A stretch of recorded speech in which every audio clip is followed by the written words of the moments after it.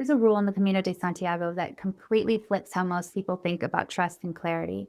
It explains why trying to control your life is often the thing that's keeping you stuck. The rule is this: you don't need to know the whole route. You only need to find the next arrow. Most people say they want clarity when what they're really asking for is certainty. They want to know that a decision they're about to make will work out, that they won't regret it, that they won't have to pivot or backtrack or explain themselves later. And because certainty isn't available, they stay where they are. They keep thinking, they keep planning, they keep waiting to feel ready. The Camino is designed to undo this way of thinking. It's not asking you to feel confident, and it's not asking you to believe that everything will work out perfectly. It's asking you to move before seeing the whole picture, and then pay attention to how the path responds once you're on it. You're never meant to see the full path laid out in front of you. You're meant to discover direction through action. And that distinction changes everything. Because trust isn't just about knowing where something ends.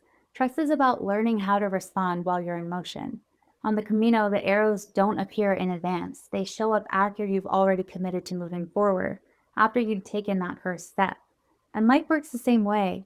Most people wait to feel clear before they act, but clarity only shows up once you start moving. If you don't move, nothing can respond to you. And this is where a lot of people get confused about intuition and signs. They think that the signs are supposed to initiate action, but signs are actually designed to course correct action.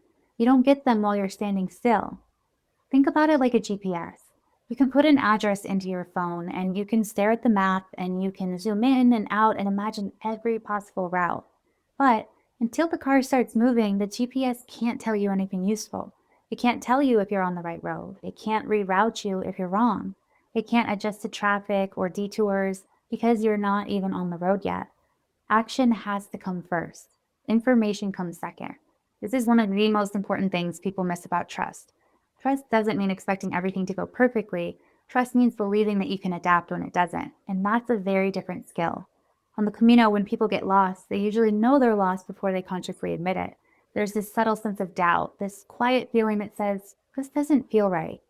And then they realize they haven't seen an arrow in a while. Life works the exact same way. Most people know when they're off track. They just don't want to stop and acknowledge it because stopping feels like a failure and changing direction feels like admitting you chose wrong. So instead, they keep going. They stay in jobs that drain them. They stay in relationships that feel constricting. They stay in routines that numb them out. But here's the reframe that actually helps. Being off track is not a personal flaw. It's just part of a navigation system. What I learned on the Camino is that the absence of signs is itself a sign. When you're walking and you haven't seen a yellow arrow in a while, you don't need a map to know something's off. You feel it. You slow down and you start looking around. Life works the same way. When you're aligned, there's usually some sort of feedback. You start noticing coincidences you couldn't have planned, people reach out at the right time, or information shows up exactly when you need it. Those are the yellow arrows.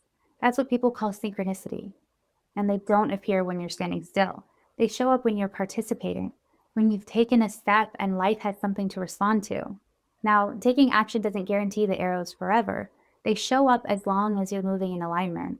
When you're not aligned, the arrows stop showing up.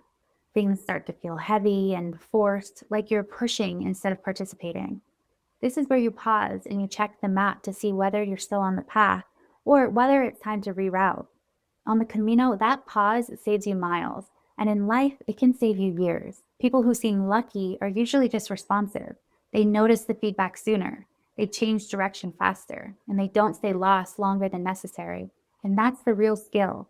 Not choosing perfectly and not seeing the whole map, but recognizing when the arrows had stopped showing up, and being willing to stop pretending that you haven't noticed. You don't need certainty to live a meaningful life. You need responsiveness. You don't need to know where your path ends. You just need to start walking it. The Camino doesn't teach trust by guaranteeing outcomes. It teaches trust by showing you that direction is revealed through movement.